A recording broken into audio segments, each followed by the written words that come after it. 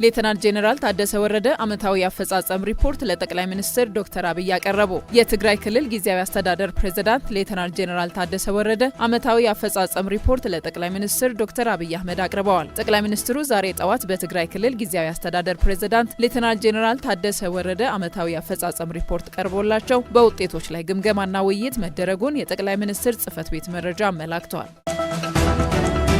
የማክሮ ኢኮኖሚ ማሻሻያው ኢትዮጵያ ከውጭ ንግድ የምታገኘውን ገቢ አሳድጓል ላሉ የገንዘብ ሚኒስትር አህመድ ሺዴ። የማክሮ ኢኮኖሚ ማሻሻያው በዋና ዋና ዘርፎች ውጤት ማሳየት መጀመሩን ገልጸው የዋጋ ግሽበት እንዲቀንስ፣ የውጭ ንግድ እንዲያድግና ኢንቨስትመንት እንዲስፋፋ እድል መፍጠሩን አመላክተዋል። ከፈረንጆቹ 2023 እስከ 2024 ኢትዮጵያ ከውጭ ንግድ 3.08 ቢሊዮን የአሜሪካን ዶላር ማግኘቷን ጠቁመዋል። ከ2024 እስከ 2025 መጨረሻ ወደ 8.33 ቢሊዮን የአሜሪካን ዶላር ማግኘቷን አብራርተዋል።